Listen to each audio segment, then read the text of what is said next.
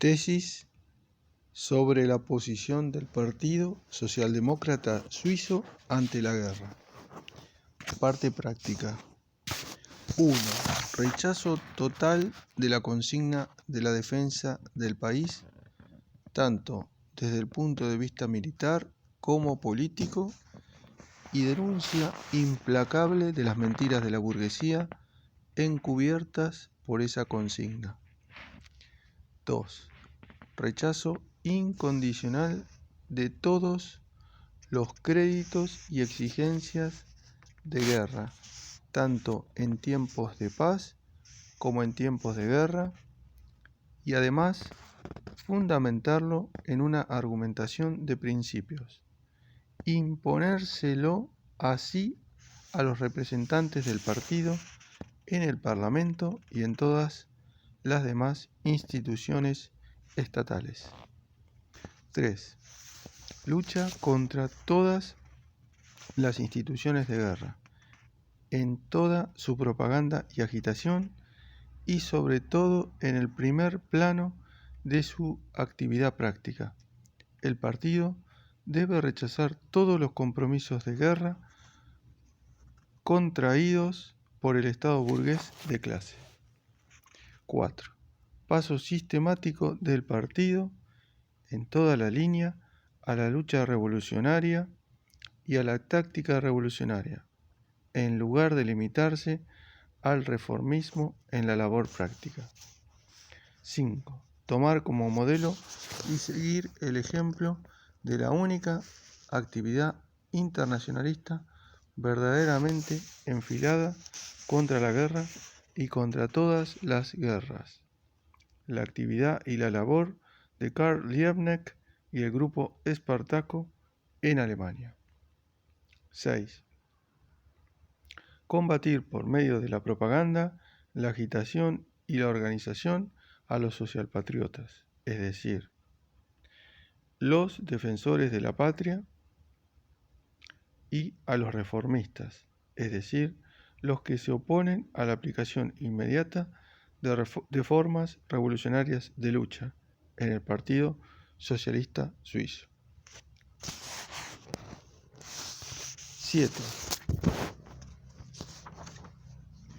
Explicar a las masas que mientras no se cambie totalmente la estructura del partido y su actividad, mientras no tengamos en nuestras manos todos los puestos en las organizaciones socialistas, políticas y sindicales de consumidores y demás organizaciones obreras enemigas resueltas del socialpatriotismo y del reformismo, todas las solemnes declaraciones contra el militarismo y la guerra serán inevitablemente meras frases. 8. Propaganda y preparación de la más enérgica lucha revolucionaria de masas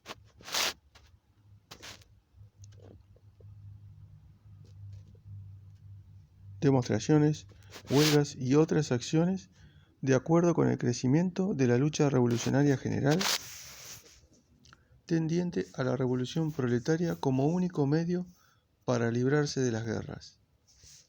9.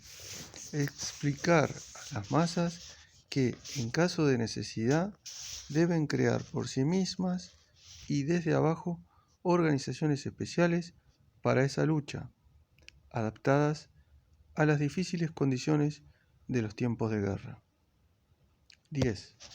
Asegurar que los objetivos revolucionarios que se plantea el partido en la lucha contra la carestía, las guerras, etc., sean conocidos y claros para todos los sectores explotados de la población que no están en el partido. 11. Realizar una propaganda sistemática en tal sentido entre los jóvenes de edad premilitar, así como también en el ejército.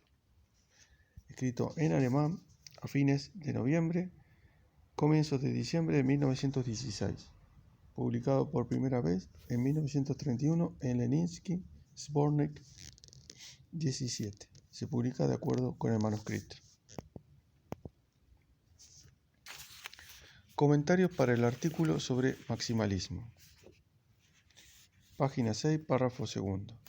Aquí es imprescindible agregar que en los hechos Potresov reniega ahora de esas tesis de Kautsky más Hilferding, etc., que constituyen una refutación del reformismo basada en los principios. Potresov se ha convertido en reformista. No se puede limitar a declarar que no teníamos la intención de demostrar.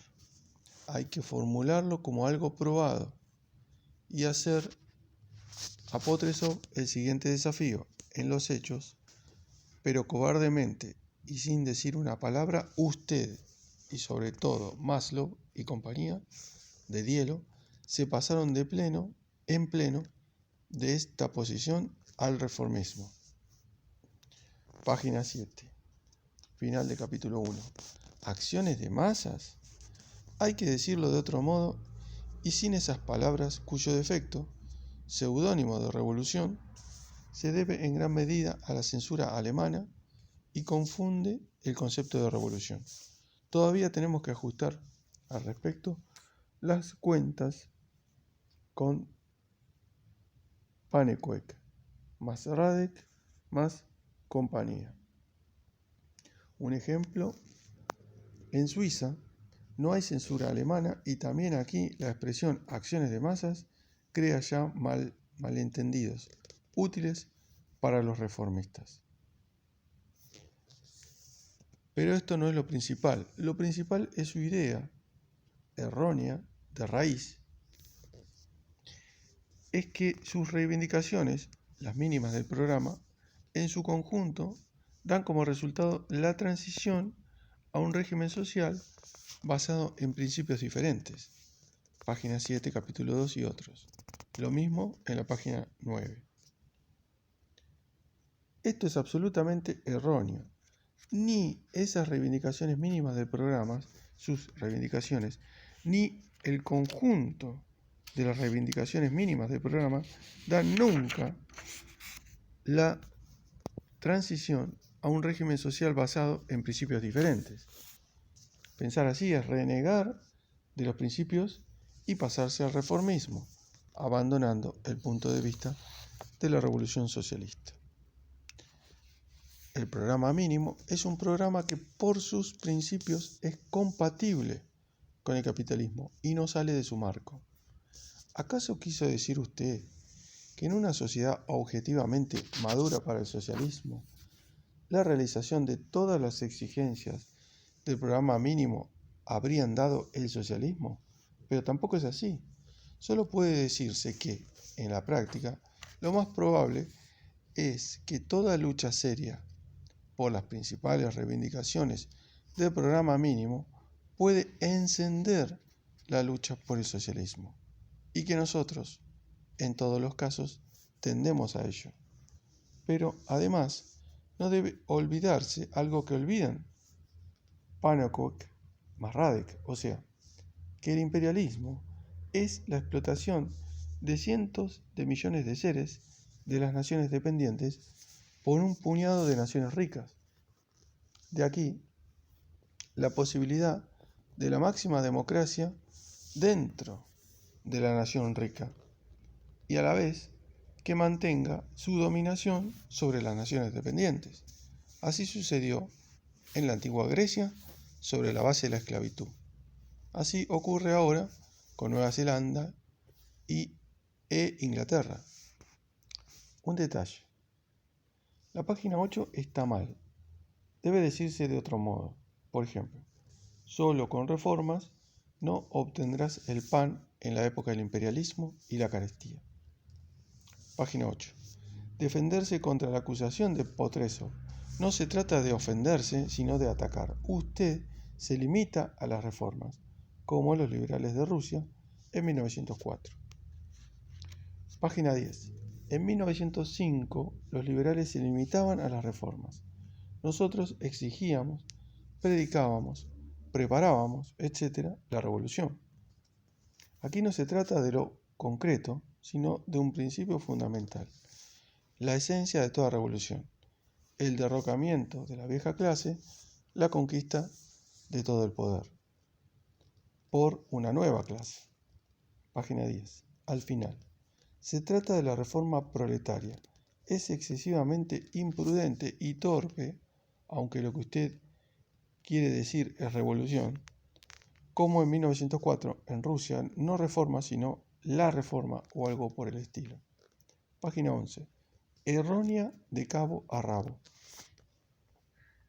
Para ir contra la revolución socialista, el imperialismo concederá la jornada de trabajo de 8 horas y armará al pueblo. No es por eso justamente que se desarrollará la lucha y de todos modos no por el programa mínimo. El imperialismo concederá dumas de bullying y reformas contra la revolución. Nosotros estaremos por la revolución. Los problemas más importantes de la actualidad serán y son no los que usted menciona, sino la carestía, 1 más 2, las guerras de carácter imperialista. Contra la carestía, con la existencia detrás, etc., las reformas son tan impotentes como lo fueron en Rusia contra la autocracia en 1904-1905. Usted ha planteado incorrectamente el problema de las reformas, del programa mínimo y de la democracia. Insisto en aconsejarle que lo rehaga, limitándose por ahora para Poprosi Strahovania en un artículo pequeño a las comparaciones. Usted, señor Potresov, es todo un reformista. Se limita a las reformas. Ha olvidado el significado y el sentido de la fórmula. No reformas, sino la reforma. El significado y el sentido de las declaraciones citadas de Kautsky más Hilferdin más Bauer, etc.